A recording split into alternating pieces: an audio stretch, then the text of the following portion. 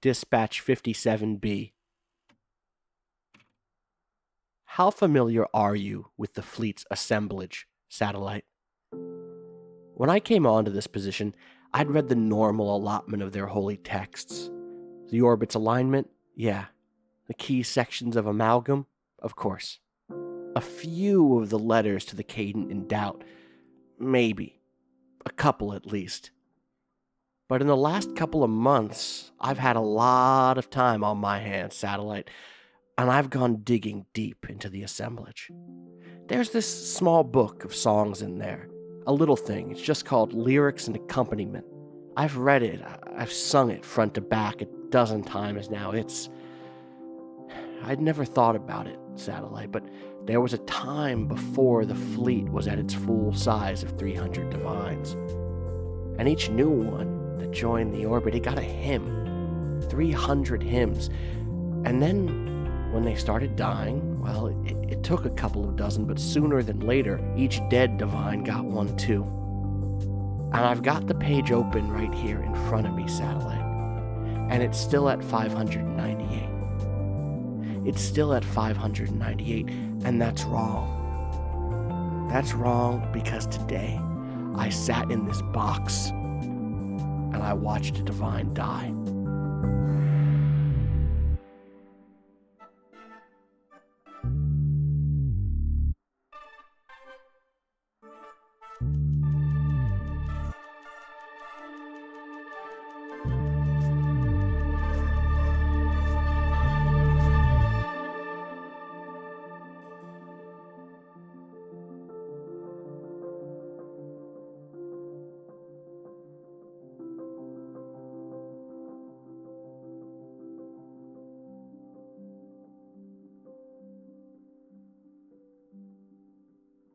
Next to you, 14. There's a person. There's like a dude with like a beer gut and a big handlebar mustache who goes, "Never seen a divine like that in my life. You ever seen one that looks like that?" I have not. No. It's a weird one, huh? Hey, is it supposed to look like this? I haven't been to this one specifically. And then he looks at you right in the eyes and he says, "About how many of these have you been to?" 4. He and he says it again. He looks around. "About how many of these have you been to?" And he gives a little wink. It's been a long day. I'm sorry. I've been it's 14, 15. All right, good. And drops the accent and takes a pair of glasses out of his coat and puts them on. "We think they're going into engineering." Okay. I already have some scouts down there looking around, and we checked the manifest, and there's one more operator than there's supposed to be. Okay. But we can't find them. These Earth bastards. Someone's got to make them pay. Do you think they're in the crowd? I think they're doing something bigger than the crowd. And he hands you a cup of I think it's a big cup of warm, like a kind of a warm beverage, like a thick, hot chocolate, basically. And then a box with some donuts in it. And he goes, "Everything you need is in here." And then he just stands up and looks back at you and says, "Never seen one that looks like a box before. First time." And then walks away. Okay. Can I open the box of donuts? Yeah, there's a gun in there. Oh, okay. There's your gun. Okay. Your gun is in there. I look up at him, and I don't think he looks back. No, he's on his way out. He's gone. Yeah. He looks down at the box and shakes his head. Weird. And then you could hear something clinking around inside of the cup also. I'm gonna take the plastic top off the cup. Yeah. There's I'm shading it with my hand so the person sitting in the seat behind me doesn't see me looking inside my drink. There's a thin silver key card, basically. But it's tall. It's not it doesn't look like a credit card, right? It looks like 1/10 of a credit card and then long. like almost like a ruler, basically. But it's a type of key card that you've seen used on this ship before. Okay. I'm gonna get out of my seat, and kind of like ducking so that the people behind me, their view of Jupiter obscuring the mystery isn't obscured. Good. And like I assume people are milling around and they're getting like the people who went to get drinks before the show started. Yeah. Some of them haven't got back yet and will be pissed that the show has started. Mm-hmm. And they're like hastening back to their seats and like it's like a sports game, right? Yeah, like yeah, the yeah, gangways totally. are full of people and people are always like keep your head down. Yes, totally. There are a couple people making bets on which divine will win first. Yeah. And like people and maybe synthetics in like fluorescent jackets marshalling people. Yeah, I should note that this is also like, what if the Super Bowl was attended by high fashion like models, right? Like, yeah, the least dressed up someone is the guy who gave you those donuts and that hot chocolate, which is like a very nice sports jacket, you know? Right. But like there are people here who just have like living boas on them and like heels that go to the moon and like an extra pair of arms that they don't normally have, but like for this event they've gotten their extra arms. You can't say someone has heels that go to the moon in a space game. All right, well, listen. Because the assumption is it just that maybe means you they mean go that to the moon. literally. Well, no, right. Yeah. If they put their feet up on the rail, it would poke out into the Twilight Mirage and hit the moon. Exactly. No, yeah. The moon's too big. The moon is bigger than it's supposed to be. They shouldn't be hitting my heels. Yeah. So I'm gonna try and find the door that will get me down to engineering. Totally. How are you doing that? Tell me, like, paint me the picture.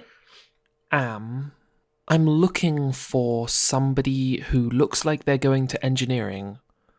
Actually, wait, no, this is a space game. Yeah. So, I'm going to one of the maps of the stadium, Okay. which is a 3-dimensional object. Mm-hmm. That you can move your head around to work out where you are. And I'm gonna try and look for the map in such a way that it will show where like engineering access is or something. That to me sounds like it is either lift the veil or analyze. So lift the veil is when you're it's when you try to pierce the constant illusion of the veil, search for information, or recall something you may already be privy to, roll. And analyze is when you use what you have at your disposal to assess a place or situation, roll. So are you kind of digging through the internet, or did you find a map somewhere? Like, those are definitely two different. Like, did you pull up the map from your seat where you can see it in your personal display, or did you get up out of your seat with your hot chocolate and your donuts and like go upstairs to like where the map is being projected? The latter one, Okay. absolutely. Then let's do analyze. So when you use what you have at your disposal to assess a place or situation on a 10+ roll. So how are you feeling about this? I'm really excited to see Tender in this show. So I think I'm feeling joyful. Yeah, that sounds right. Good. So yeah, go ahead and give me a joyful roll. Oh, pal. What I get? It's in a different tab. You got a shit. You got a 3 right away. So the first thing I actually need you to do is take an XP, which you can find at the bottom of your info page. You just hit the 1, I think, that's above where you know it makes like a little check mark. So the second thing I need you to do is mark a dot under joyful. Do you see where it says 0? Because I'm getting increasingly joyful. Right, because the way the game works is that we mark whatever you roll. So, Janine, I also need to go back and mark a dot in peaceful. Oh, right. Yes.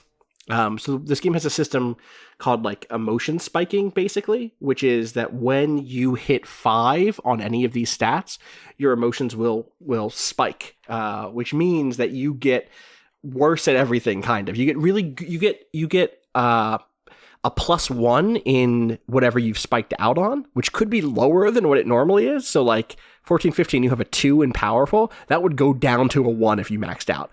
on it. But if you got a +5 in peaceful, you'd go from a -1 to a +1. But everything else goes to a -2, I believe, which is bad. So you kind of want to, you can kind of game it if that's how you want to play, or you can just kind of play it the way you want your emotion, what you think is honest to what your emotions are. And then if that happens, it happens. The other thing that happens that we have to be mindful of is that when you do the opposite thing of what you just did, it unticks it from that one. So you just did a thing that was joyful. If you next do a thing that is sad, it will add one to sad and take one away from joyful. So we'll see how that plays out. Just a thing to remember. So I think what happens, Jack, is you show up at you go up to like where the engineering thing is, and you totally find the way into the engineering section. It's like down a couple of stairwells and through a kind of a technician's passage, right? Like you're only allowed to go between two zones because you have this technician's key card, etc. And we see you go through all of these, and then like again and again we get the shot of a person follows you in behind, and you don't notice, right? Okay. They're like 20 feet behind, but they always manage to get into the door before it closes. They're all automated doors, and they just hang open just long enough for them to get through. And it is just a person they're already dressed like an engineer for this coliseum, but are also, it's bad. It's framed as being bad. You know what I mean? Right. Yes. Okay. Tender. Actually, let's go to Signet, because we've got you Signet in the box, but we don't have anything happening there yet. So you're there. Neither of the excerpts are there. Obviously, you actually overhear one of the guards of the Cadent lean in and say to her,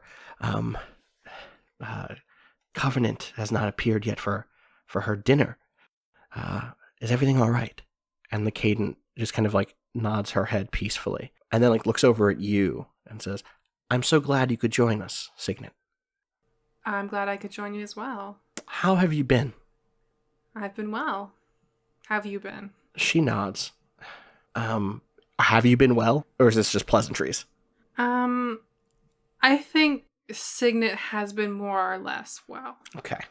I think Signet has highs and lows, and a lot of time has passed in a way that, like, the highs and lows are both a little less fickle than they used to be. Like, she gets higher periods of highs and stuff, but right. I think for her emotional states, like, peaceful is her highest one. Right. That's sort of the state where she's most in her element, or most, Yeah, I gotcha. Does she know about you as part of the Beloved? I would think. Okay. She could know if she wanted to. Like, my question is whether or not it's come up. Do you know what I mean? Like, I don't think Signet generally, like, this. My vision of this character is that she doesn't like guard too much from, like, I don't think she's inherently mistrustful of the church. I don't think she acts to undermine them. Yep. I think she very much like wants to make sure that they're on the same page. Mm-hmm. Like, she wants to, keep that stuff clear to them. Right. So her guards, there's two of them. One of them is a robot who has like yellow and green metal, with like the cheeks are kind of compressed inwards, and it's a weird thing to say, but it's a bald robot. Like, it's a humanoid head that's bald, and then it has like a patch of the darker green going down the middle, almost like a mohawk. Like, but it doesn't. It's bald, right? Like, it's flat. There's no hair, and there's no. It doesn't raise, but there's a stripe of dark green as if it's a mohawk. And they are in a very nice suit. And then there is the other guard. Looks a little agitated, and they're the one that leaned forward and was like, hey, neither of the excerpts are where they're supposed to be right now. But the Cadent says, have you done much work for the Beloved lately? Right now, in fact. She raises an eyebrow. Yes? Tell me about it. We're just trying to make sure everything goes smoothly today. There are threats every day. Why this one? Well, with you and the intention of 2 excerpts in the same place at the same time, it's a special one. She nods. She like is very she sways between presenting like being very noble and it feeling very natural on her.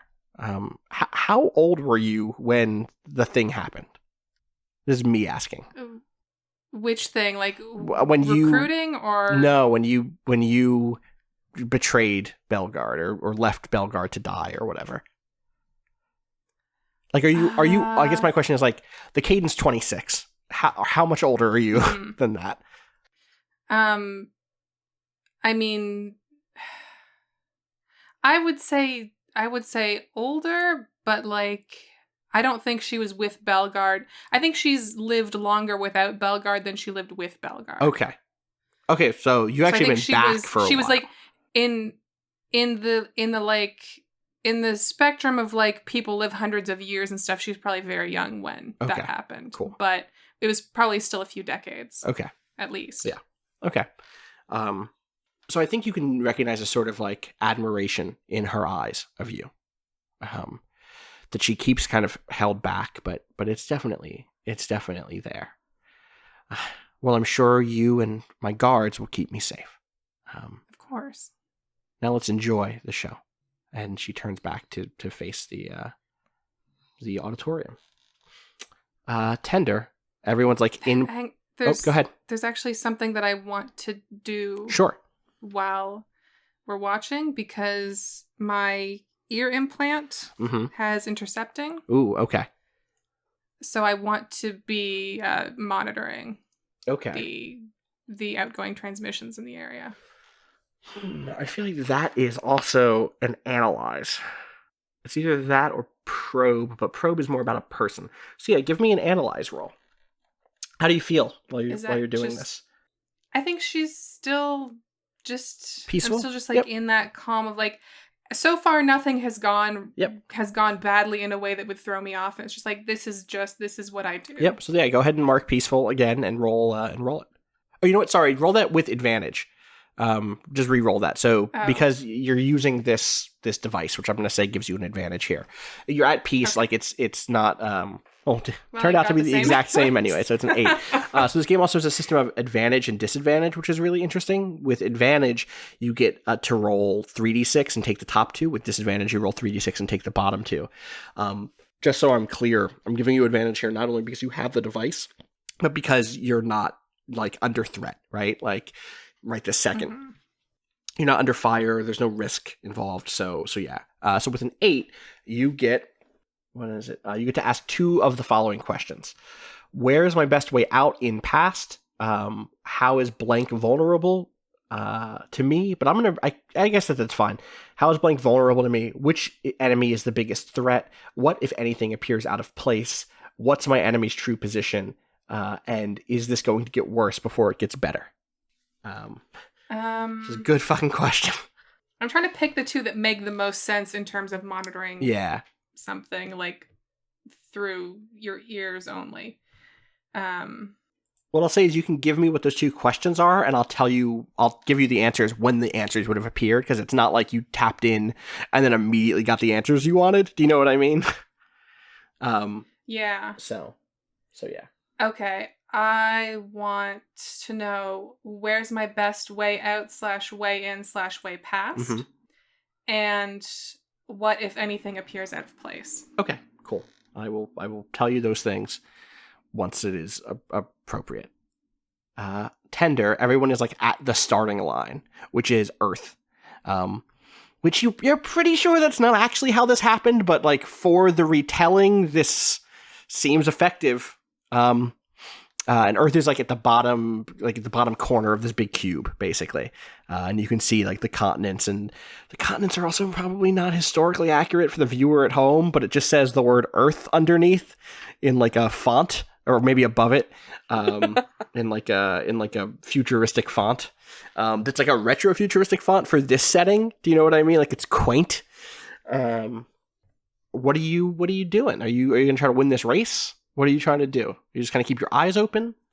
Yeah, I think part of the benefit is not affecting the environment on my own is so I can, like, be more aware of, like, someone else trying to fuck around with it. Sure, totally. And I don't know if there's, like, a discern or an analyze kind of role for that to kind of, like, keep an eye out.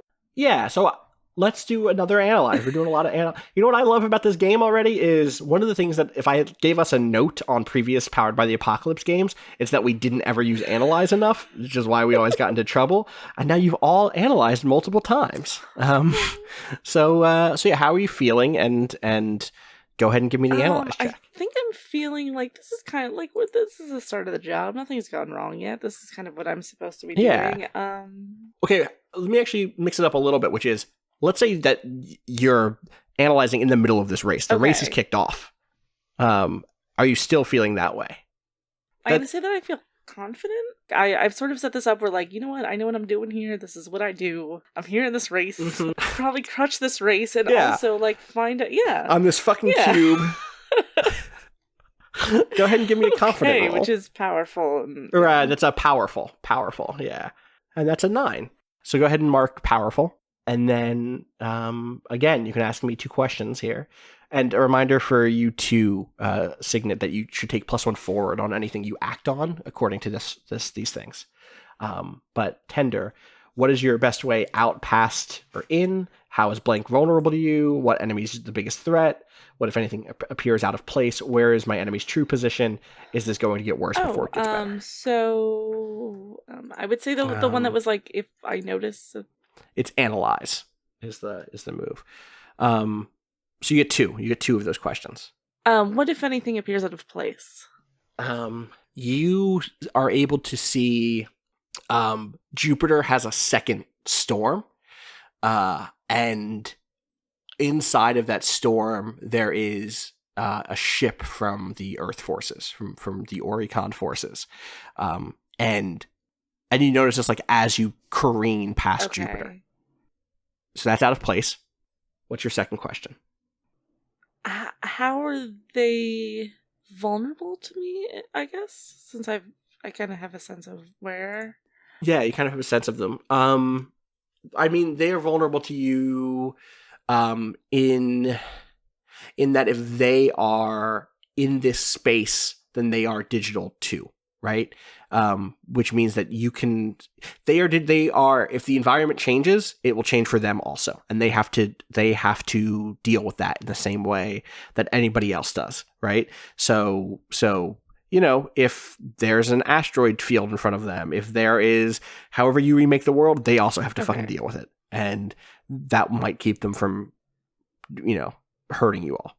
The second thing is they're vulnerable because they are not actually an Oricon ship. They are a fake Oricon ship, and the other AI ships will know that if they can be led into the path. Okay. Are they so staying things. still, or are they trying to move into the? In this moment, like you're going past Jupiter, and it's like, I wanted to give you those things before this happened, which is like, there's probably 8 racers basically, right? And in the middle of the kind of long turn around Jupiter, you're like slingshotting around Jupiter and going upwards into deeper space. Also, the world like moves around as you do this, like it rewrites the section of space that you're in, basically, right? Like you leave Earth behind, and now you see more stuff out in the distance. And it's almost like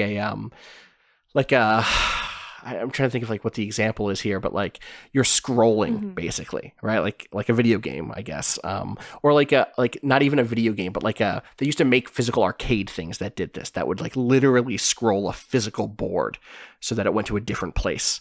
And as like the middle of the pack goes through, the ships come out of the second eye of Jupiter and slam into one of the divines, and it like digitizes and it disappears. And then the fleet like turns back, and everyone in the audience goes like, "Ah!" And the Cadent to you, Signet, says like, "There were many losses in the diaspora." And that's probably when you hear. What were your 2 questions again, Signet? I wanted to know the best way out / pass / through or whatever, and what is out of place. So you hear someone say, "Got him," over a comms line, and you hear that from one of the two bodyguards, the human bodyguard, inside of a second comm that they have. But it's being passed through. It's not coming directly from the crowd, or not from the crowd, from the competitor who's in the Oricon ship. It's coming from, it's like being passed through a network that also includes the two bodyguards outside the door. And so that is how you also know your best way past or through is either very quickly right now out the door before anyone knows, like before they're acting, or forward through the glass of the box and out into the crowd.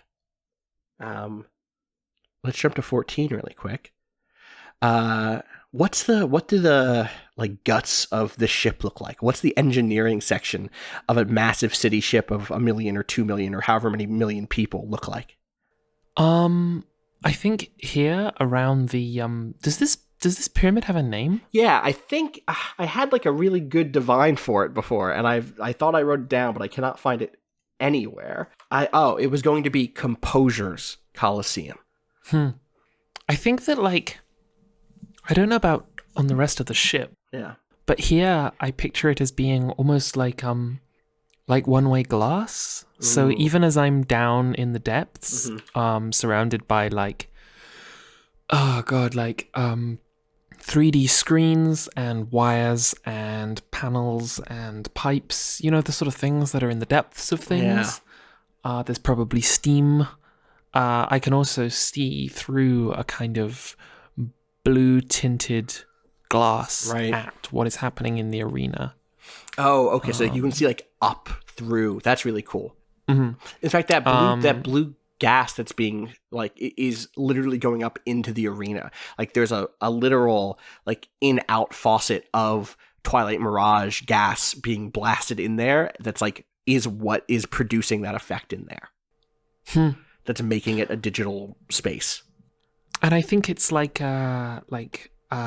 spiral stairways and accessibility lifts and shafts. Mm-hmm. In the Surge, there's like these lifts which are just a thing you loop your hand or your foot into and get lifted up. And I think there's definitely those for people who can use them. It's very vertical. I'm doubling back on myself constantly or climbing up through a thing. Okay, cool. So you're down there and you see a lot of people who are working and who are just like working on stuff, right? Who are like shouting out to each other, like, my system says that there's not enough gas in sector B. And then someone's just like, I already got it. And they're just like doing their job. So what else are you doing? What are you on the lookout for? Or like, how are you operating here? Also, do you still have the coffee and the donuts or did you just like switch those off at some point? No, I'm holding them. Okay. I think. Good. Or you had to have taken the card out of the hot chocolate at some point, right? Yeah, I had to. But I mean, there's still hot chocolate in there. Yeah, there is.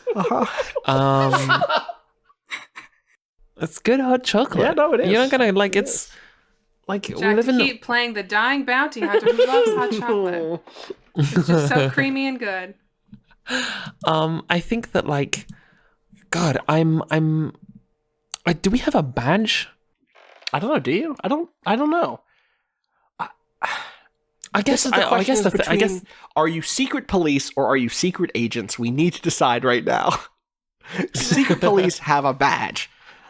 Secret agents do not. Oh, I think. Are we doing the kind of work where our way forward is like to show a badge? No, I don't think. Not necessarily in this case. I don't think. I don't think that. Especially because you just went and got groceries, like. Well, show your badge to cut in line at the grocery store is a thing you could do. I mean, I Signet wouldn't do that. I said this is not a dystopia. All right, we're not. Adair would do that. Signet would not do that. Yes. Well, I haven't been given any other guidelines than that there might just be someone down. That's here. What that source gave you. Yeah. Yeah.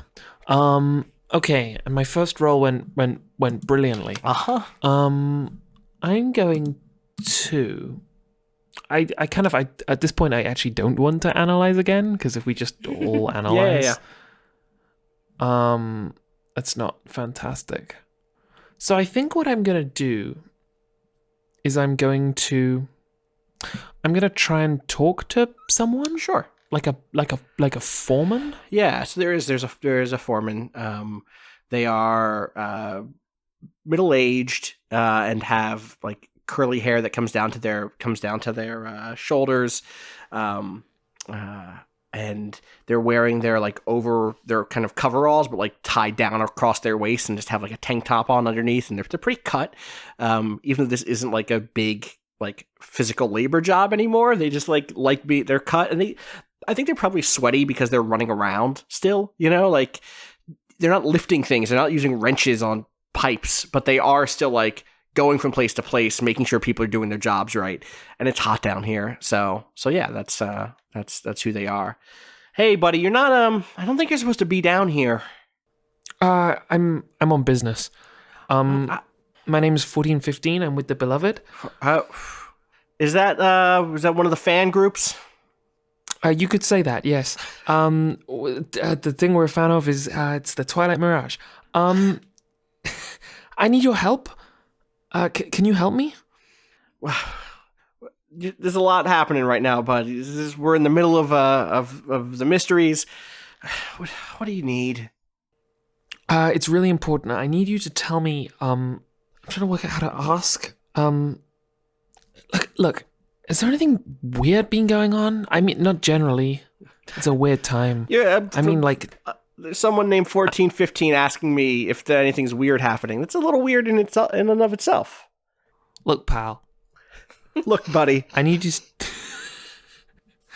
Today, in the last 20 minutes. In the last 20 minutes or an hour. 2 hours, please. I mean, at a stretch. Give me a sway. How are you feeling about this? How am I feeling, or how am I? How are you feeling about this? Or how I'm are feeling you powerful? Okay. Because I am used to being able to... I don't usually like talk to people. Right. I usually like shoot them. Yeah. Or take them into custody. And I think that while on some level that would mean that I would be feeling powerless, I think there's definitely an extent that 1415 just thinks they can kind of do this. Right. Yeah, of course. I kill people. They can just sort of say like, "Hey, yeah. what's weird happening here?" All right. So I'll mark powerful, and then I will give me a roll. Roll it. That's a 5. That's a 5. Okay, so... Listen, buddy, I'm going to have to ask you to leave. The weirdest thing that's happened all day is you, and we just don't have the time to deal with you. Now, I'm going to have to call security. I don't want to call security. It's a whole thing when you call security. You have to file paperwork. Don't. I know. Please. I don't want to. So I'm just hand on shoulder. They say, like, just go upstairs. You got all those donuts. You got your hot chocolate. Just get out of here. Janine says, throw a wrench. Expired spaghetti sauce. Hitman 2016 is a very good game. Which way is that? And they point back to the, like, go past the first screen on your left, and then go 3 screens down, 2 stairwells, and then I can go get security. It won't be a big thing. I'll just tell them that you got lost down here, and then they'll just have to show you out, and they'll lead you, okay? No, I'm fine. I'm good. I can find my way. I found my way down here. Look, somehow, okay. it's frankly a miracle. I lose people here all the time. Hey, come on. And I just walk in the direction they pointed, and then when I see that they're not looking my way, go in the opposite direction. Okay, that's risk. You're definitely doing something risky here. How are you feeling about that now? Are you still feeling powerful? No. Okay. Because that didn't go good. Yeah. Didn't. We have the feelings wheel, don't we? We do have a feelings wheel. It's a really cool little thing that was in the book that's just like helps you map something. So like if you're feeling skeptical, it kind of has a mapping for that.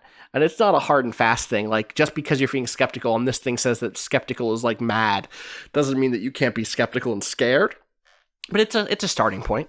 So I'm feeling foolish right now fair. Because I've realized that what I did was not was a bad idea. Yeah. Which the feelings wheel says is scared. Yeah, I could see that. I could see that being scared.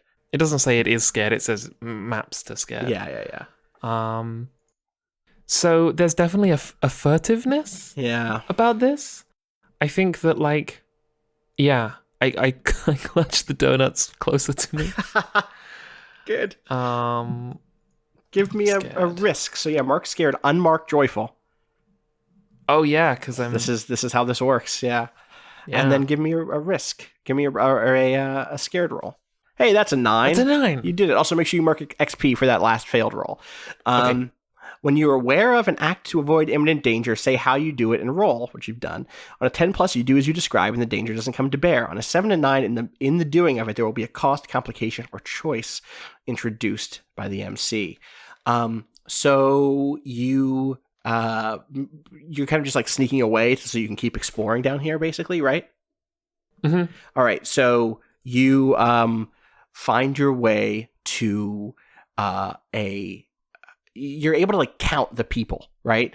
And you notice that on the you find a manifest, you find like a console that you can check the manifest for, and you see that in the last mystery there were 20 people, and today there's 21, and you're able to highlight in the virtual reality basically which those 20 are, and are able to show like in the mesh basically you highlight everybody who matches up, and then you are able to like signal out to find that last one, and they are behind like down a side hallway, and then behind a closed door where you can hear the sound of welding, and now you're at this door.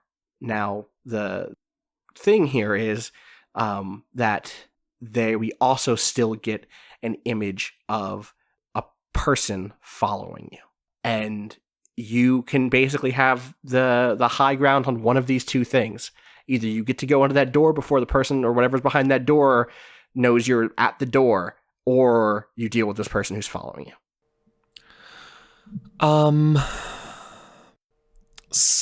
In terms of what presents more interesting framing, I think, I'm going to put down the box of donuts and take the gun out. What's the gun look like? It looks like, oh god, let me just Google this to make sure I'm talking about the right thing, because there's a lot of fictional guns. Yeah, it's just the gun from Blade Runner. It's like a snub-nosed. It's a good gun. Yeah, metal, and except instead of like what I guess then the Blade Runner gun is like a wooden. Is the bit that you hold called the stock? I think. What's the bit that the grip? The grip on a pistol, I think. Yeah. Instead of it being like a wooden grip, it's glass. Ooh. And it's like laser cut glass with images of flowers and birds caught in the glass. That sounds really good. And I take that out of the donut box, and I open the door, close the door quietly behind me, and point the gun at the person holding the welding sound. There is a robot with a welding mask on, and it lifts up the mask to reveal a face that looks just like the welding mask. And it is cutting through a line when you do that. And it goes, "You're not supposed to be here. You're not supposed to be doing that." And it keeps cutting, like, more frantically. Back in the race. How you doing, Tender? Are you trying to win this race, or are you just trying to, like, be on the lookout? So there was a part of me that was trying to win it before the whole situation. And then now I kind of want to, like... So they came out of this thing and, like, crashed into people, and I kind of want to pull back to, like... Yeah, like, there was a big fleet. There was, like, a big fleet, and like, in my mind, they're very triangular ships. Like, almost like arrows. and a bunch of smaller ones slammed into one of the divines and like erased it from the digital space. Not good. And now they're like coming to bear. It's like a fleet, or not a fleet, it is a fleet, but it's also like a school of fish. Except the fish are made of sharp metal points. Cool. It's like almost like, you know how like in like a tactical digital display, a fleet will be a bunch of arrows, right? It's like that, except they're a little more spherical.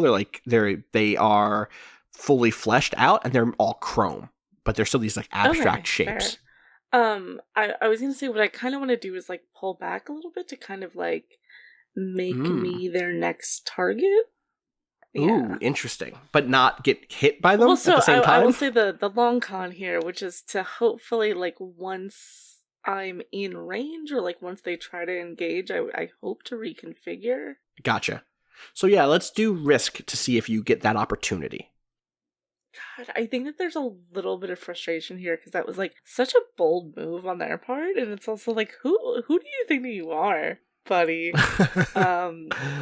But like the people viewing see it as like, oh yeah, that happened. I remember. I definitely heard about that when Oricon hit a second fleet of ships in Jupiter and smashed them into the diaspora. Like, definitely someone is telling his date right now that totally happened, and he's talking shit. Yeah, but like from Tender's perspective, like, you're gonna hide in Jupiter and then just like come out and start doing this to, like, come on. So I'm gonna roll mad. Ooh, interesting. Love it. And that is a 9. Okay, that's a 9. You are able to fall back, but there is a second person back here with you. The one that looks like the Statue of Liberty but flying through space, is still back here with you, and the only way that you could fully get further back and like draw their attention is to straight up take a hit. Otherwise, you're both still in their sights. But the rest of the group has pushed ahead. At this point, you've left the Earth solar system and are now like spiraling from star to star, and there aren't even planets left. But there are still big asteroid belts and like occasionally a black hole, or like it's just like kind of obstacles on this race course. I'm planning on sort of pulling out of this even more so in a second, so I feel like this is a fair risk to take. Cool. Signet, the robot bodyguard, leans forward and says something to the Cadent. Do your ears also amplify regular sound? Yes. Okay, then you just hear it. They say like, there's been an incident, and everything shakes for a second and flickers, and then it stabilizes. The Cadent looks at you, Signet. Are we safe? I'm with you. For the moment, we're safe. It's the divines. And the human like smirks a little, and you hear the door handle turning, or you hear the sounds of the vacuumed door, like the kind of mechanical door, begin to lift at the box. What do you do? So I know that the best way out is through the window. Mm-hmm. So I think we're going to get this moment of Signet standing up, and with one hand she reaches out and she takes the Cadent's hand and like pulls her up, and the other hand she raises, and out of her sleeve comes her kinetic sash, which is like, yeah, what is that? Like a mitten keeper. It's threaded through her sleeves. What's a mitten like keeper? that. I don't know what it's that is. It's like a cord that kids wear through the sleeves of their winter jacket, and there's a clip on each end to hold their mittens in place so they don't lose them. Okay. But basically, the point is that it's threaded through her sleeves to keep it out of sight. Mm-hmm. So she raises her arm and throws the kinetic sash out to smash the window. What's the sash like? Tell me what the sash looks like. So the sash is probably, I think, like a very opalescent kind of white material with sort of coppery gilding to it, especially on the ends. The ends are probably very solid compared to the rest of it because there's so much of the metallic kind of gilding on them. but it's sort of purpose, like it hits kinetically, but it's not necessarily the sash itself that's doing the harm. Right. It's got like it because of the force. There is like a sort of buffer of the air or whatever that is probably doing the majority of the impact. Right. The glass shatters, and the thing that happens is wild because the glass is revealed to be a screen that was projecting the vision down into what the kind of arena is, but it was still like the vision of where you were standing here, right? So it, like the world shatters, the glass shatters, revealing that it's a screen, and then behind it there is also still the reality, which matches what the view would have been anyway. But the result is that we get like these great moments of the glass from the screen falling, where you can still see like the audience flickering on the broken shards. And then, it totally breaks. And now you have the Cadent by the hand. And in that moment, the kind of greenish yellow robot bodyguard like realizes what's happening and goes to draw their gun and point it at the other bodyguard and just like shoots twice and drops that bodyguard. And then two more like come into the other bodyguards from outside the door, turn inwards with their guns drawn. And one of them catches the robot in the shoulder. No. So what do you do? See, now I have a slight dilemma because of my belief. Games. Yeah. What belief in particular? That there's no excuse to leave someone in a situation that will inevitably lead to their death. Yeah. But like that applies both ways, right? Like there's no excuse to leave the robot in the situation that will lead to their death, but there's also no excuse to leave the Cadent in this situation that will lead to their death. That's a way to rationalize, certainly. That's fucked up. Okay. Right, like that's the thing about this belief that is so good for me is like it's actually this deeply optimistic belief, which is like, no, we can save people. I can save people. And that's a very easy belief to test. Yeah. I have to look something up really quick. Oh god, okay. All right, well I can do a cool thing, but it might be kind of complicated. So, the thing I want to do, I should just say, okay. Mm-hmm. So, I want to take the Cadent and jump out of that window into the crowd, basically. Yeah, okay. But I also want to use my interface to call the Mariposa. What is the Mariposa? The Mariposa is my very light flight class suit. Okay. That has a remote mode. Okay. Along with my interface, they connect and I can call it in, basically. It's just gonna like burst through the ceiling or something? How's it get in? I kind of imagined it sort of coming in overhead while we're going out through the window. Right, but this place is an inverted pyramid. It has a ceiling. Oh, right. It's like a big arena, right? I mean, I guess coliseums are open aired, but this one is. Yeah. I guess it could be open. I've kind of described this whole city as being. I'll roll a die. On an even, it's open. On because it could go either way. Yeah. I'll just roll a 1d2. On a 1, it's open air. On a 2, it's closed topped. It's closed topped. I bet it could be either, depending on the event. And right now, it's closed. Yeah. It's space. They don't want like the bright light above you. You know, like you want it to be dark and cool and spacey. Yeah. So yeah, it can come in, but it has to burst through the ceiling. I mean, I'm saving the fucking space That's fine. Pope. I'm not going to do this in half measures. I'm going to break the ceiling. I mean, you're going to have to make a risk roll anyway here, so go ahead and give me a risk roll. Yeah. And how you feeling about this? That's a really complicated question because she's just found out that that something's up with the divines, and like that probably is a weird thing, but also mad that someone working close to the Cadent would turn on them. And then that in turn would make her feel maybe like kind of righteous. Like, go with the one that you think in the very moment. Like, I'm fine with any of those things. I'm not gonna tut you because you said nervous instead of righteous, or vice versa. I think probably the closest thing to, or the strongest part of it would be a sadness of just like, oh, this is still getting worse. Okay, like, this is fair. Then roll sad. Yeah. And mark it. Should I do an advantage on that because I have escape? No, wait, what do you mean escape? What do you... I have a +1 forward on the way Oh, yeah, out yeah, yeah, / absolutely. past Oh, part. related. Allie, you had a 10 on that last one because you also successfully did the analyze before. So that was a 10 on your mad was roll it? before, which means that Liberty, the Statue of Liberty is fine. And you're totally set up the way you want. So because you had a +1 forward. Oh, okay.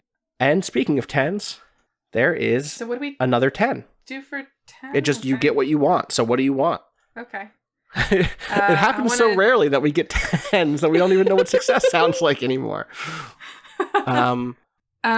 Okay, so this roll specifically for the Mariposa coming in and It's this whole scene of you And- jumping out and doing whatever you want to do here. Yeah. Go for it. Okay, so I've got the Caden by the hand and I'm leaping out of this window to get her out away from the like immediate threat. Mhm. And the Mariposa breaks through the ceiling and flies in overhead and basically like I want that shot of it almost like VTOL like Yep, going down in front of the window as Signet and the Caden vanish from sight from the window and just shooting in at the two Are bodyguards. you also getting in the Came through mech, the or are you door. just putting the Caden in the Mariposa? Oh, I wasn't putting either of them Oh, in there. okay. I was, You're I just- was okay, specifically it's like just- leaving that as like a distraction. Got you. So Slash attack. okay, so thing. it's shooting in at these other two guys. Gotcha. yeah. Yeah, it manages to do that. You're safe. The Caden is safe. You should make a harm roll, which is I think the thing for shooting.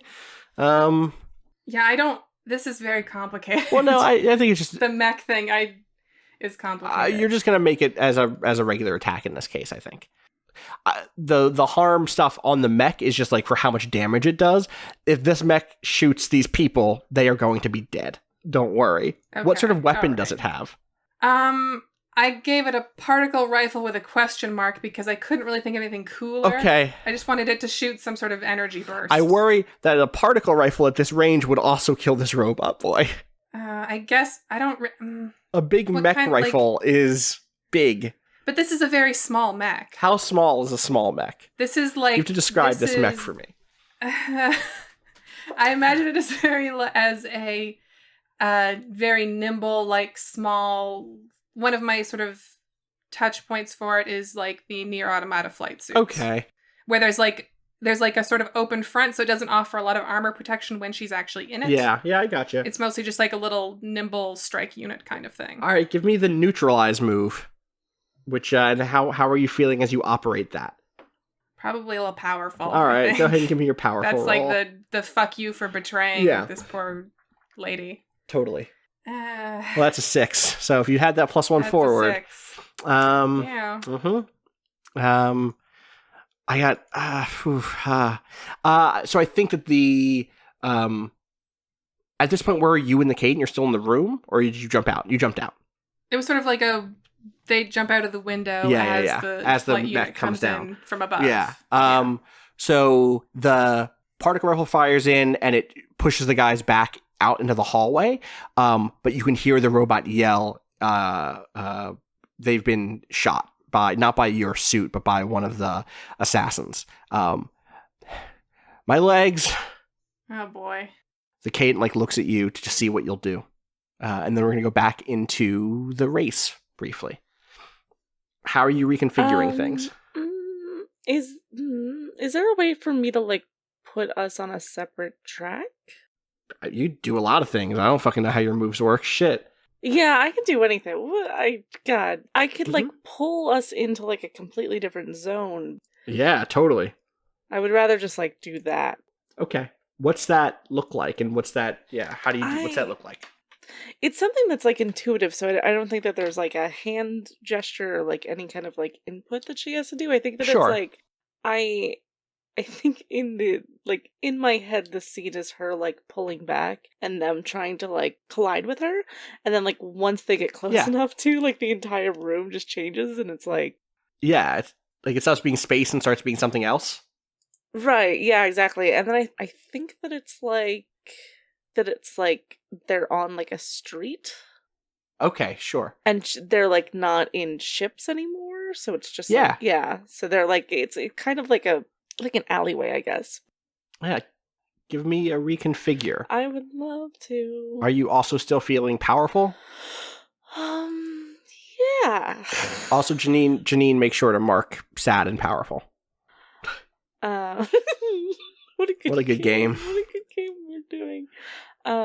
Yeah, I feel like this is her following through the like plan that she set up. So that is an 8, and I mark that again. All right, so when you remake parts of the digital environment as you see fit, describe what you take from the digital world and what it becomes. Then roll plus cyberbrain. Oh, actually, sorry, you should not be rolling plus powerful. You should have rolled plus cyberbrain, which is only plus 1. But that's still a 7, so you're still fine. Fair. But unmark that powerful. Yes. So you do it, but you only choose 1. Either you do not suffer feedback, the change is not noticed, or your subconscious stays repressed. I am gonna try to suppress my conscious here. Okay, so it means you do suffer feedback, huh? Sure. I mean, I get to just do a quick search for the word feedback. So I think you take 1 harm. Take 1 harm, which is if you take a look at your info page, there should be a thing that's like light harm. Do you see that? Yeah. Take that. And the what's that look like in the digital space? In terms of Like physically, like do you see? Does that feedback show itself? Like you've done this very quickly, so it's like you've slammed on the brakes, and in doing so, given yourself digital whiplash. okay, yeah, I feel like there's a physicality to it, especially when there's like momentum to what the movement was. Yeah, totally. Yeah. So you like come tumbling into this new environment, Right, yeah, I or- feel like it's like you expect there to be like a crash there and like an actual like Right. and instead it's like you're still going forward and kind of Totally. the momentum is pushing you into this new environment. Totally. Yeah. Okay. So the you're in the street. It's just like a city street. What type of city is it? New York, basically. Yeah, It's okay, just, that's like, fine. Kind of loud, like really tall buildings. Like Yeah. Are there people, or is it I think like is it a big? Go ahead. I think it's like it's like the Universal Studios version of New York City, where it's like not. It's like the sky is like a little too bright, and like the Yeah. street is way too wide or like way too thin because you expect like people to be walking on it, and it's like a little cleaner than it should be. Yeah. Okay. So the other thing is they totally noticed this, obviously, right? I mean, like that's kind of an Yeah, obvious one in this mhm, case. yeah. But what that also means is they very quickly notice you, right? He is a young, I'd say 19, 20-year-old in an all bodysuit, like an all black bodysuit that has like little white lines running down the extremities in like curved shapes. Almost like a surfing suit or something, like a wetsuit, and a mask on, like a whole, like a helmet, like enclosure, that is also all black, and begins to cough, and then like rips that mask off and like throws it to the ground. There's also a big like flowing red cape, and like pushes himself back up to his feet, and like reaches his hand out, and like a gun appears in it. And that's not a fucking gun. This guy's a nerd, and a fucking laser sword appears in it, and like gets his bearings. And then he reaches out with his other hand, and a gun appears in that one in his left hand. You're not supposed to be here. And he points his gun at you. What do you do? Oh man, I guess I could just also make weapons appear. Like I have a very specific like physical weapon that she has, but like this Yeah. guy has a laser sword. I'm just also gonna have a laser sword. Yeah, you fucking. That seems fair, like, right? That come seems. on. And then I think I'm also Good. gonna say like, you got a gun and a sword. Don't judge me. You were clearly new here. He shoots at you. What do you do? Like he pulls the trigger. I was thinking of myself like on the ground. So can I okay. like try to jump up? Yeah, Yeah. totally. That's a risk for sure. Okay. Yeah. I like to be in a positive situation. And I think Yeah. this is now back to using regular emotion stuff. How do I feel about this? Good question. Right? Because there's like a comfort here because she was able to drag him into a place that she is now designed. Oh, yeah. Totally. I think that like playful is probably the thing, and I don't know if that like joyful or powerful is probably more on the nose. Yeah. But- It's a 4. Oh, You rolled a cool. 4. Yeah, Mark powerful and also an XP. There's something about Um, feeling like you're at an advantage when someone literally shoots you. Uh-huh. It's like, you motherfucker, boom, and then just shot, right? Take another damage here. And then he like charges at you with this laser sword. Now we're going to go back into the engineering section. Hey, there's a robot that is sawing this thing. What do you do? I'm gonna give them a warning, like an ultimatum. Otherwise, I'm gonna shoot at them. What do you say? I'm gonna shoot at you if you don't stop doing that. Okay, give me an ultimatum, which is when you say what you want and what you will do if you don't get it. Roll. Okay. What do I roll? I don't know. What are you feeling? It's always that, basically, unless it's a special move that uses something like your, a special stat. Well, Art said a thing in a episode in Winter in Hyron, which was amazing, which was like Hadrian doesn't know he rolled a 1. Right. Yep. Which is that like 14 doesn't know that they're being followed. Right. Nope. So I think they feel powerful. Okay. They're pointing a gun at this person. Yeah. Oh, but well, that's a 6. It could have been 6 worse. I'm trying to think if there's any way to give you a bonus. No, there isn't really any other. That's a 6. So that means it refuses. The cable goes spiraling up into the air, and there's 2 other cables left in this room. And as you pull the trigger, the door slams into you from behind, and your gun drops out of your hand and like slides across the floor of this little engineering room. And in steps a woman who is dressed like you, but with a longer coat and with a shotgun instead of a pistol. And on the ground behind her, you see the engineering uniform that she's slipped out of. You're not supposed to be in here. And then cocks the shotgun and points it at you. And like her eyes dart to the pistol on the ground. What do you do? I'm going to try and roll for the pistol. Okay. Give me a risk. How are you feeling? I'm feeling mad. Okay. Nothing has gone well. Yeah. This fucking sucks. 2 people have told me that I'm not supposed to be here. I'm supposed to be here. They're not supposed to be here. All right, give me a risk. Give me a powerful roll. Okay. Oh, buddy. That's a 5. You're not wearing like armor or anything, huh? No. She shoots you in the side. Take 2 damage? Take 3 damage. It's a shotgun at close range, like where is my damage? It's on the info page. Oh, where it says harm. Yeah, light, moderate, critical. So you're gonna take light and then take 2 moderate. Critical is like, no, you need help right now. Please go get me help. It's a very simple health system. I like it a lot, actually. She cocks the gun again and then kicks your pistol away. And then says, link later. Cut the other 2. And then like leans down on top of you and like slaps your cheeks twice. 14, 15. You're an amateur. Should have never sent someone like you to deal with someone like me.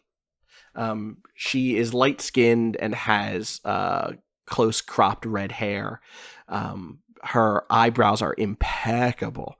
And she has like a very neutral lipstick color on. The thing you notice at this range is that her hands are like have the oil and grease of actually working down here.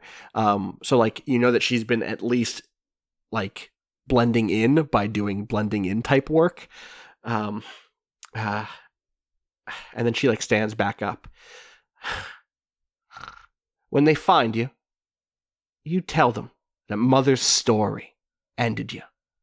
And she goes over to like watch the robot finish the cutting job, and begins smoking. She like takes out a cigarette and starts smoking. Just leaving me bleeding Oh yeah, you're out on the bleeding to floor? death. She has your gun. Like what? Like whatever. Oh, she's actually picked up Oh my yeah, gun? yeah. She's at this point. She leans. She takes your gun. Okay. Can I attempt to leave? Sure. Just like crawling away. Yeah. She lets you.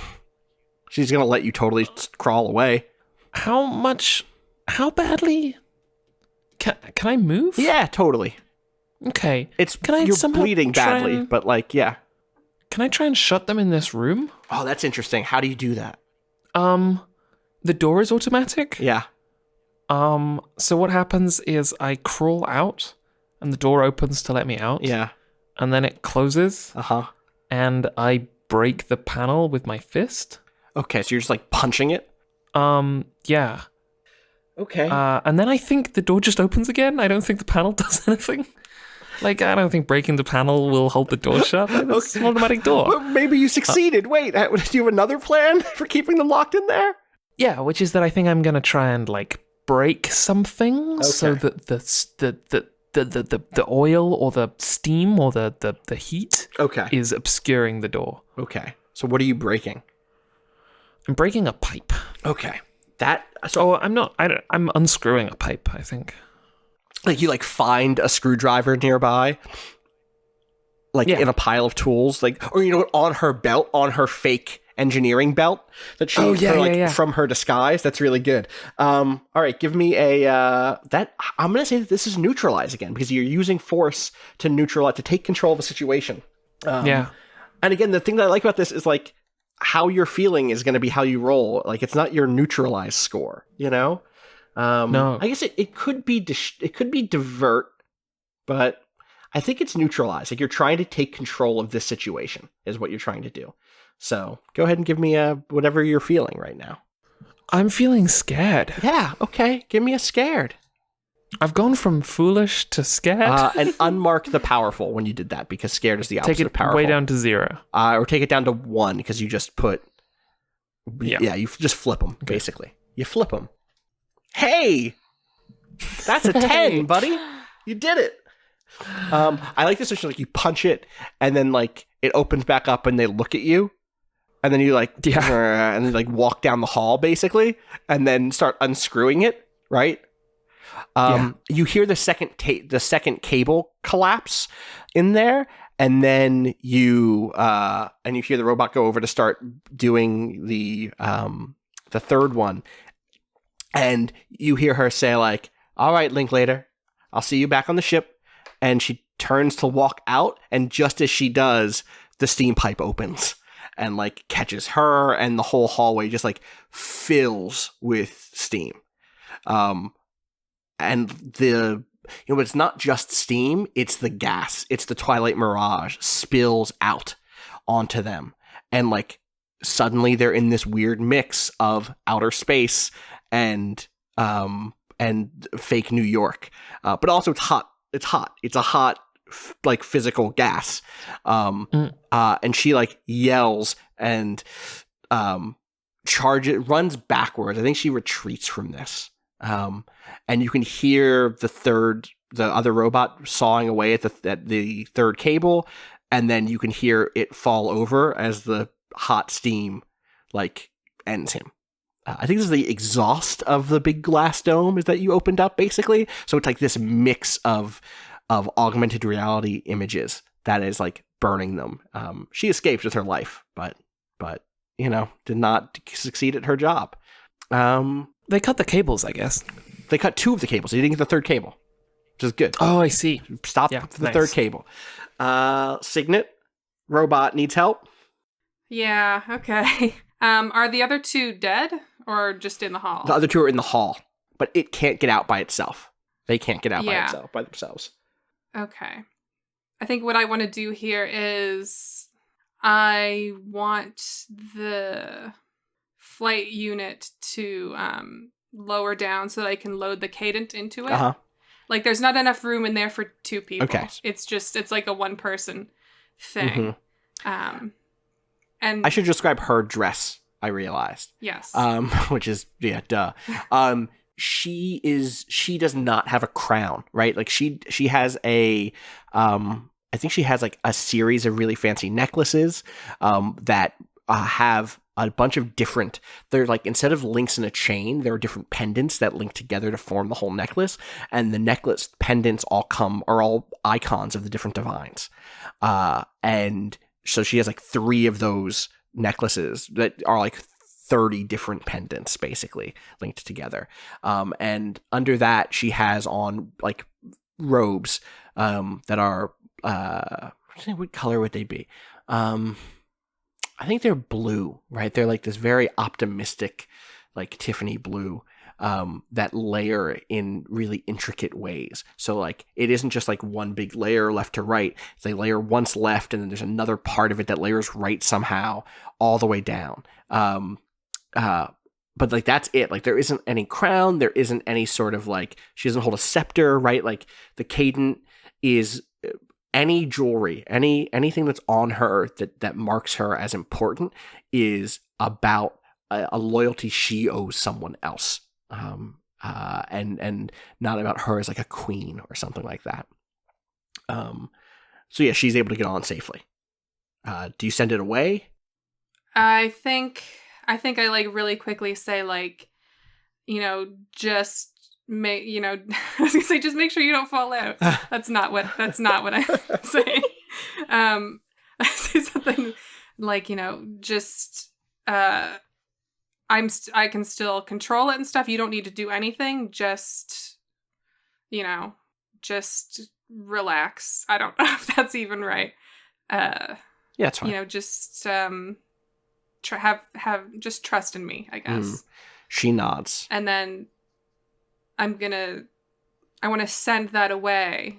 As she starts to like drift back, she like locks eyes with you and then like looks back up at the box, and then she says like, trust in yourself, and like, not in a dismissive way, like in a, like, she's compelling you to trust in yourself. And then it flies away. I think so. It's not gonna like fly very far away, I don't think, but the idea is like, keep her safe. I'm not going to hurt her off screen after like that successful roll and all that. So I think it flies up through the hole it created above.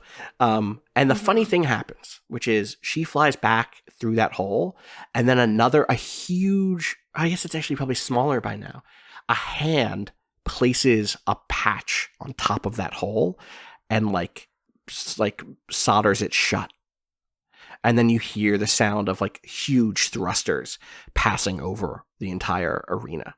At this point, people in the stands have realized that something is happening, and there's some shouting. Allie, can people see your little corner of this? Or is it in a different, can they not see it? I assume that if it is an option that they can't, they cannot. Okay, if you don't want them to, they can't. Yeah. Okay. So you've been shot with a virtual... Oh, let's finish this Signet thing at this point. Signet, what do you do? Yeah. So the next thing I want to do is get back into the box. And like, she probably does this in a... I hate this because I wasn't on Counterweight, so I listened to all of Counterweight with like very strong anime feelings, and now all the anime feelings are going to happen. So sorry. Nope, good. Let them happen. Signet was not a pilot in the sense that we might think of pilot, of like a very tight fitting like cockpit area with a lot of like, I was gonna say gear shifts, like sticks and controls and stuff in it. Her piloting thing, which we'll maybe end up explaining later, probably doesn't need to be explained now, but it's a lot more acrobatic and weird. So she is still kind of acrobatic and weird. So I see her doing a flip back up into the box, and as she's flipping, her robes, like her own vestments, which are nice, but probably not too complicated, but just like very nice and kind of like a capey thing and stuff, all that stuff anyway, gets sort of sucked into, I wish I could remember the name of this thing, but there's like a device that sucks a stage curtain in instead of opening the curtain. It just like aspirates the curtain. And I imagine it like that with all the fabric just kind of like pulling away and like flinging up and then like disappearing into these little nodes in this like silvery pearlescent plug suit type thing. It's called a curtain sniffer.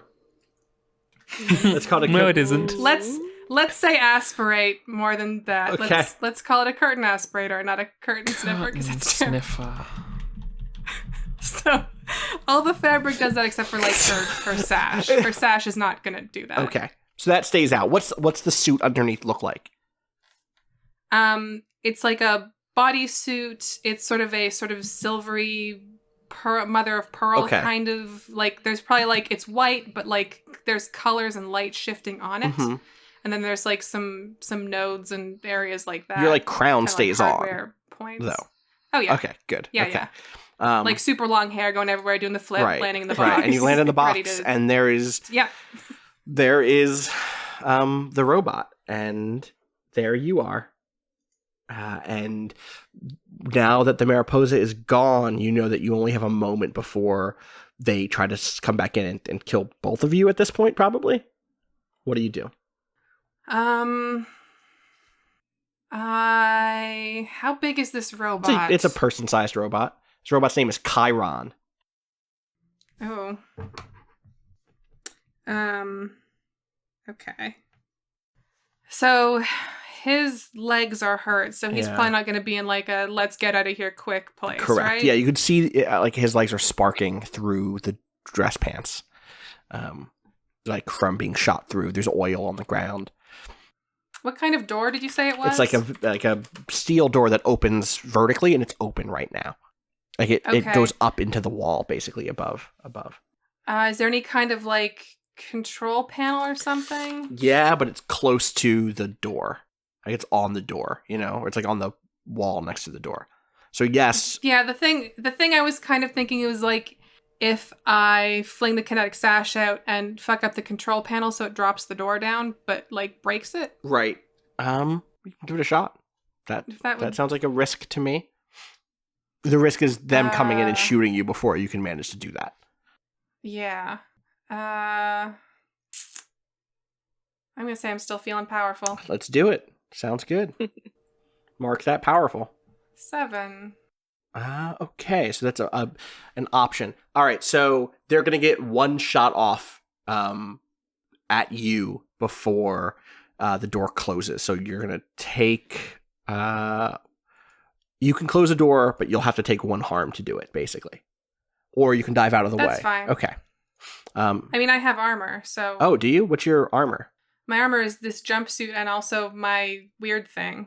Wait, what's your weird thing? One of my powers is Armor of Faith. Oh, right. Which says...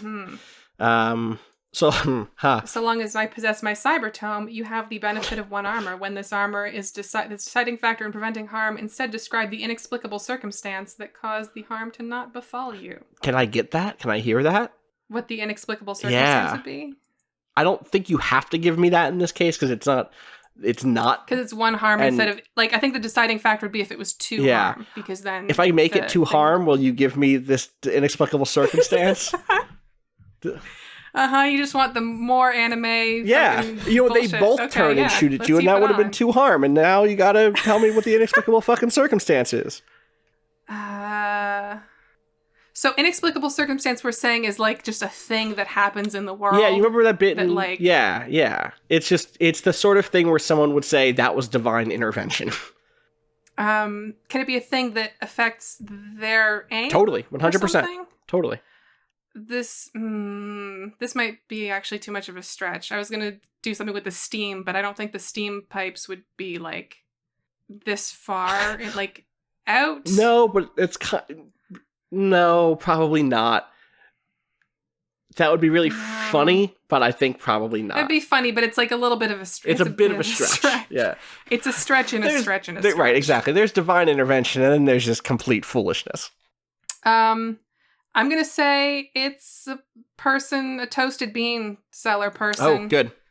Who is kind of freaking out because like they were maybe kind of like low on stock. So they were like in the back room and then they came out and like shit's popping off and they're kind of freaking out and they're running to like try and alert the the Cadent and their bodyguards that some shit's happening, as if they sure. wouldn't already know that. Right. And then they just like careen. This person has like probably gotten past 2 layers of security at this point. I have to tell the Cadent. I'm the only one. And they just like slam into these guys. Perfect. Allie wants to know what toasted bean is. I also kind of want to know what toasted bean is. I just wanted some sort of like. No. I was definitely thinking edamame, but I didn't want it to be edamame. Like I want it to be just some sort of like bean, but like it's kind of like crunchy and it's like weird, and because we think of beans as very soft usually, but like a snacking bean. Like a snacking bean. That's the name. That's what it says on. Like this guy is running and has like the like suspenders with the tray of snacks, and on the side it just says the snacking bean. And TM, yeah. The TM stands for Twilight Mirage. It's the Twilight Mirage. Okay. And yeah, he just careens into them and takes them down. There's a dilemma here, though, if that's it. He has to get out safely. I'd just let him get out safely. Otherwise, the spirals and the snowballs, now you have to save him, too. Yeah. I mean, maybe he sees them with their guns out and they're, like, facing it and he, like, throws his beams or something. He's like, I'm out of here. I'm out of here. Right, and then that turns. Take the beans. Exactly. And the doors close, and he dodges off into a side room, and he's safe, locks it. Yay. Your door's locked. You're able to get the robot friend. You're able to get Chiron out of here safely. Yay. Back in the fully digital environment. Hello. Hi. A laser sword is running at you with a laser sword. Okay. That's not his name. His name is Morning's Observation. Okay. So observation. The Yes. Earth people. So I'll get into this later, but they're not actually called the Earth cult. Your culture calls them the Earth cult because they have a weird Earth religion, and they did some wild shit with the Earth, man. We'll get into it. But they all have their surnames come first and are possessive. So like this person's given name is Observation. And their surname is Mornings, like belonging to the morning. I guess a different translation would be like Observation of Morning, or the character that 1415 fought was Mother's Story, or Story of Mother, or Story of a Mother is another way that that name could have been translated. It's very important for the members of the New Earth hegemony to feel like they belong to something. That's kind of core to one of their ideologies. So Observation is now charging at you with a laser sword. You've been shot in the digital world, but in a way that's created feedback and hurt you. So like that, I guess, is how people do combat in this space, is like weird things that cut through. Yeah, I've been playing a lot of Persona 5, so it's hard not to think of it as like cognitive damage. And I know this game has like a separate thing for like humanity damage, but I like, yeah, that's a different thing though. I feel like there's sure, the right? idea of like I was saying before, like there's still the idea of like a movement and like your body, and like what if your mind is thinking that you've been shot, like you feel like you are. Yeah, that's totally fine. Yeah. What I'm gonna try to do though is like try to make the floor ripple a little bit, so like he'll trip. Good. Okay. And yeah, give me that's gonna be cyber a brain. cyber brain roll. Yeah, I'm just gonna roll. Give me that cyber brain. I'm gonna roll mad. Which again, yeah. You got a 9. Okay. Which says, let me go back to your thing. Unless you know off the top of your head what it says on a 9. Right. You either don't suffer feedback, the change is not noticed, or your subconscious stays repressed. I'm gonna keep my subconscious repressed because I don't need any more mix-ups to this. I have a good one, but that's fine. That's fine. I know you probably do. But... We'll get there. You'll fail one of these rolls sooner or later. I gave you all those good ideas. I really want it to happen, but maybe not right now. Yeah, fair. First episode, you want to seem competent. Yeah. Right, 14? Look, I'm good at one thing, and that's rolling high when I'm feeling scared. What a good game. Okay. And when you have hot chocolate. Okay, so give me that. Oh, you did. You got a 9, right? Yes. Okay.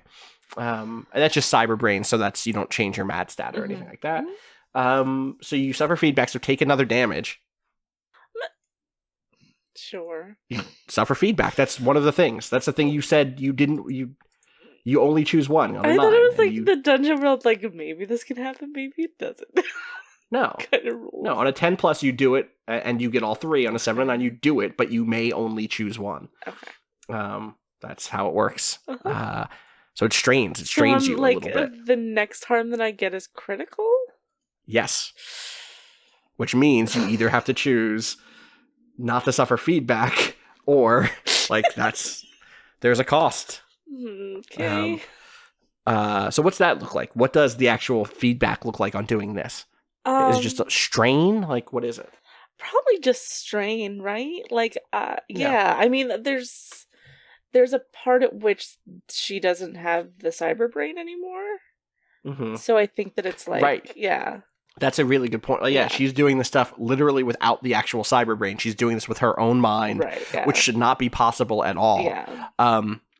I think maybe there's a thing there, which is like you can see that he doesn't have a cyber brain, but he's tethered to something that is basically letting him do this. That's like why he has that whole suit on and all of that. Okay. Anyway, you get the thing, the waves, like the what did you say it was? Like the street. Yeah, the ground itself is going to kind of like wiggle to trip him. Totally.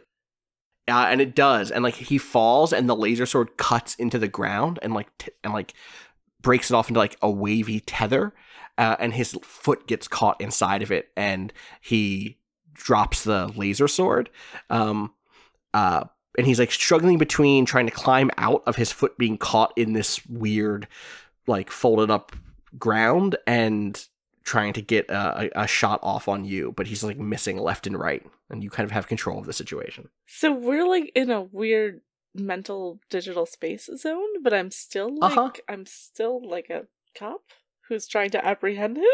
Right, sure. So like in my head, her like immediate response if he's lying face first is to get on top of him and try to handcuff him, but like I don't know what handcuffs are gonna do.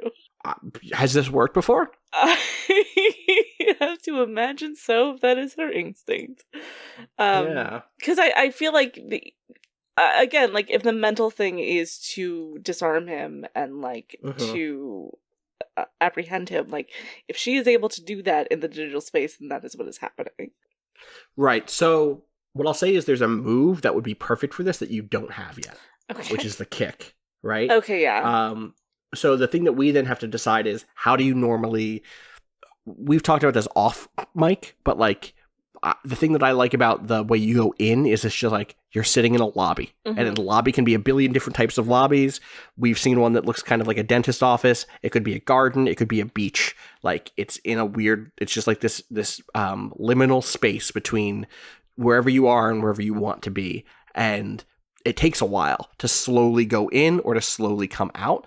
And so I think you could just like pin him to the ground and stay here for some amount of time, and then eventually you'll both be in the lobby. Okay.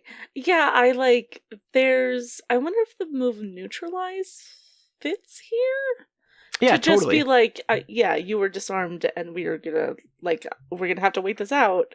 But like, if I do this successfully, I've done it success. Yeah, so I think you could do this with sway by telling him like, hey, do this, or ultimatum, which is like, do this or else I'm going to keep hurting you, or neutralize, which I guess the success from neutralize would allow for that. I guess we did neutralize successfully with you, right, Jack? Yeah. I guess we didn't actually read out what those things were. We just kind of gave you the result you were looking for. But looking at that now, so that's, you can inflict harm, you can take away an advantage, you can suffer a little harm yourself, you can force a change of location, you can impress, dismay, or frighten your opponent. And so if you succeed on neutralize, that's what you get. Yeah, I feel like force a change of location kind of fits here. Yes, Okay. Totally. Fair. So you go ahead and do a neutralize. And in retrospect, Jack, what you did was inflict harm, force a change of location, and impress, dismay, or frighten your opponent is basically what you did in that one. Hey, that's a 9. Oh, I didn't roll yet. That was my old 9. Oh, that's an old. Okay, sorry. I don't know how I feel, because like, Oh. mm, No, I think I'm still powerful. Okay. Give me that powerful roll. Oh, boy. That's an 11. Yeah. God damn. Okay. Yes, so you get 3 and take baby. no harm. So what are the 3 things that you do? I am gonna look at that list again. Well, you said force to change your location. Yes. And that costs, so you basically get 3 points to spend, 3 hold to spend. And for 1 hold, I decide the new location. For 2 hold, you decide the new location. Okay, and I have 3 of them? Yeah. I would love to And then decide. And you spend 2 on that, and then you can do 1 more. Okay, Which is probably either inflict harm or impress, dismay, or frighten your opponent. Because you're not going to get hurt because you rolled a 10, and because, and he doesn't have an advantage, so... Yeah, sorry, I was just reading the ultimatum ones, which is wrong. But I think okay. it is, I think impress, dismay, or frighten. Yeah, okay. Like, you pin him to the ground, and he's just, like, instantly like, okay. Like, hey, that's a little tight, don't, hey. You're way stronger than I thought. Mm-hmm. Yeah, I am. You've been doing this for a long time, huh? Mm-hmm. Janine says, please God, let him ask her out, and she turns him down. He does not have that in him. He is no Arya Joy.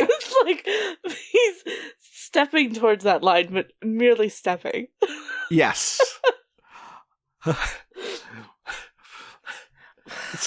Did you go to classes? Or how did you get this? That's not what this is. Who sent you here? Don't, You're gonna go in for questioning anyway. You can just tell me now while we have to, sit here for 2 minutes. 2 minutes. And he, is doing the math, and he's, looking left and right, and he nods. Then it's already happened. And he gets a grin on his face. And the Coliseum shakes. And the shoulder of a big mech slams through it, attached to an arm, and then where it would attach to a chest, there's not a chest anymore. It's just this giant arm that has slammed through the top of the ceiling, reaching out. You just get this wide shot of this inverted pyramid with this gigantic arm sticking up out of it, not its fingers are half closed. Do you know what I mean? Not all the way to a fist yet, just kind of on open grip. And the shoulder just plunges down into the Coliseum, right in through the glass, and the glass shatters, and the Twilight Mirage starts spreading out into the arena, basically, and everyone's fleeing. The Caden is safe. People are not in danger in any, there are probably some casualties, but not hundreds of thousands, right? Not 1,000 even. You can look up, I guess, from here inside of the Twilight Mirage and see how it mixes with reality here, Tender, where there's fake New York, and then above that, mixed in with the super way too blue sky, is fake space, fake outer space. You can see the Milky Way at this point, at this kind of far distance. And then beyond that is real space, which has the Twilight Mirage nebula of purples and oranges and yellows and reds.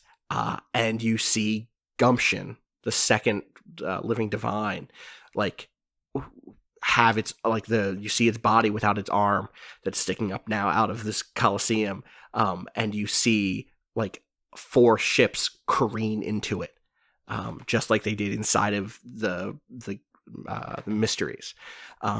And it gets hit really bad, and then it's before it's one of its legs comes off, and it grabs that leg, and spirals away from the ships that just slammed into it and exploded, and kind of goes off to do something with that leg. Which is repair one of the other ships with the material from its broken legs. And it's slowly trying to keep the other ships that are under attack right now from being destroyed, and in the process is unbuilding itself.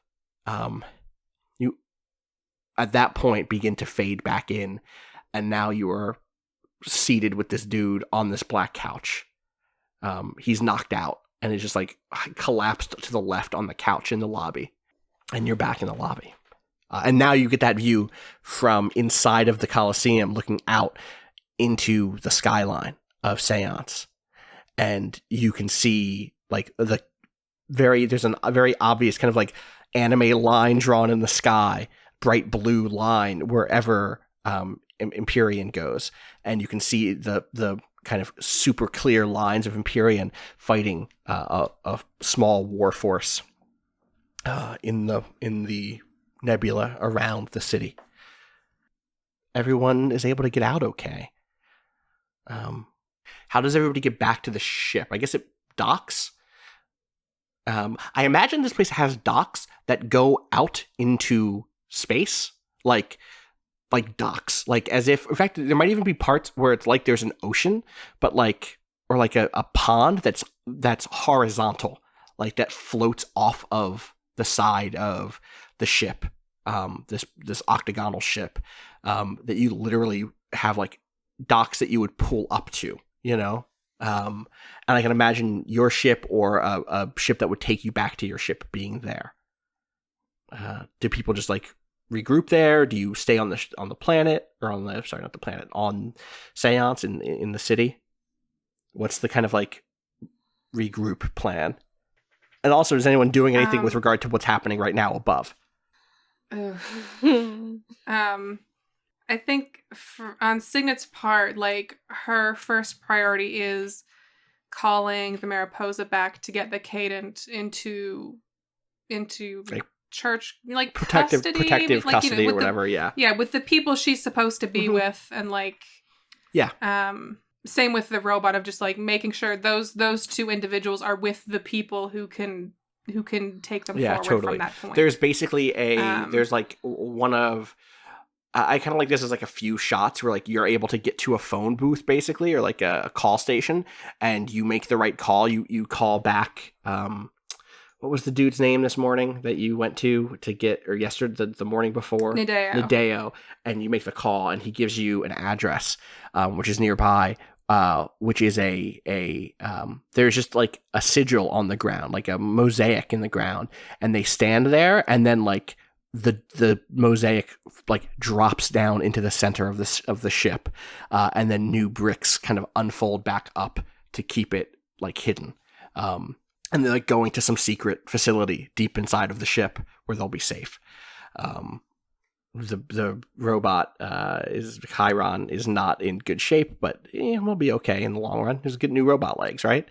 And the Cadent is deeply thankful for you. 14-15, you're able to fucking stumble your way out. I think the foreman finds you and is like, "Oh, you're not in a great way. No. We got to get out of here." And like, yes, please, helps like shoulder you and get you out of there. And then Tender, you basically like take an elevator down to the ground floor with this fucking kid in handcuffs. Can I do one last thing? Yeah. I want to try and intercept any outgoing communication from Covenant. Sure. If there is any. Yeah. Like knowing that Gumption is something's going on there, obviously. Yeah. Like trying to hear anything. I think I'll just... Covenant is the excerpt of Gumption. Correct. Yes. And Covenant. So tell me about when Belgard died.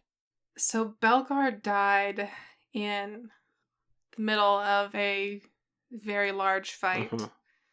Mm-hmm. For reasons that are very similar to why Gumption is dying now. Yeah.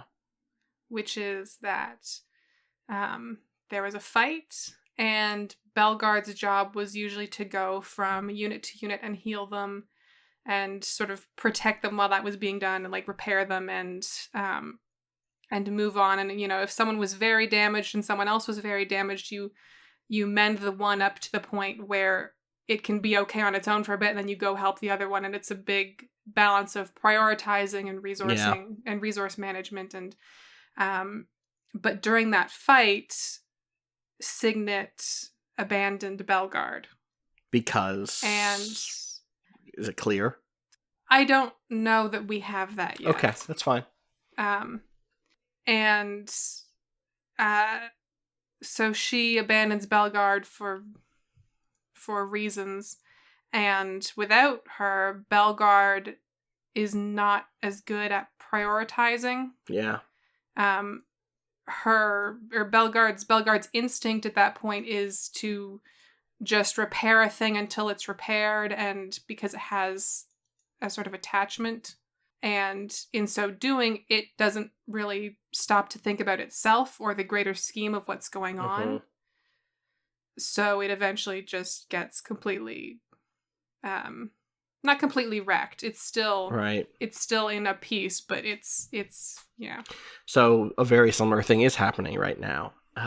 We get Covenant, who is youngish girl, brown skin, freckles. Her pilot suit is this like, it's a little too baggy, but it's definitely a style thing, and it's just like patches of different colored cloth. That's like the style of the ship that she's from. I mean, is this a thing that you're just kind of hacking in with your ear, basically?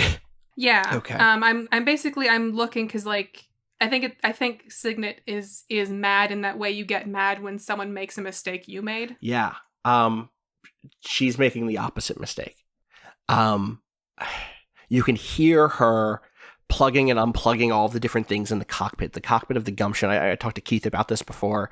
The cockpit of the Gumption is like an old school switchboard or synthesizer. Like, it's all physical things, right? It's plugs, it's switches, it's levers, and she's like, you can hear her just like slamming things into different things. And the way I imagine it works is like, it's not just direct control, but it's like AI routines that are being put into place.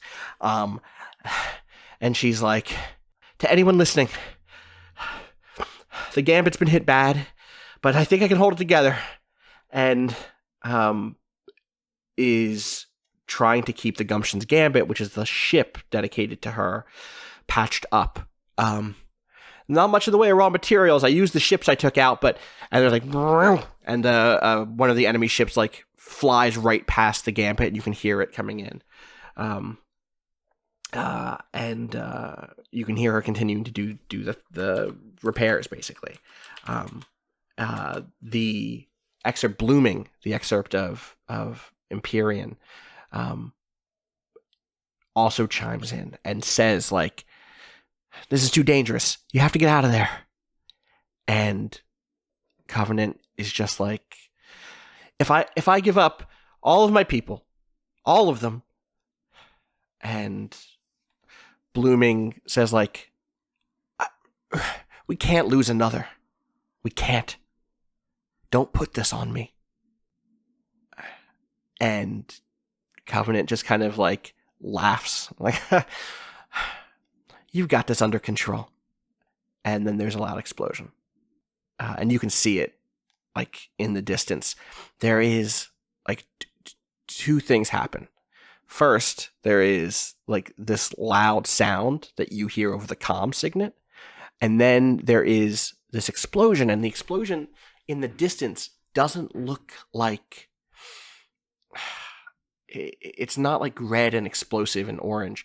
It's like white clouds, and they like puff out all at once, like a squid's ink through the Twilight Mirage, like big puffy white clouds, and they just expand and hang there, and the sound goes dead, and you've lost connection. The enemy flees, and Empyrean like flies over to the arm of Gumption that is now sticking up out of this coliseum, this inverted pyramid, and like perches on top.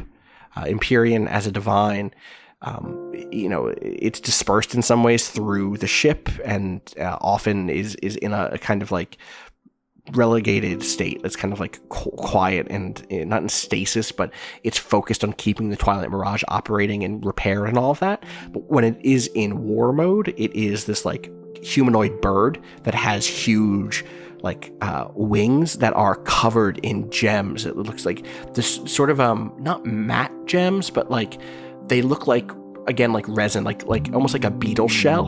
So it's these huge wings that are covered in all these little beetle shell gems, and its face is this huge blue jay's face with a huge crest up top. So it's this blend between person and animal, and it perches on top of the gumption, and then just kind of folds its wings in and kneels. And now there is one divine left.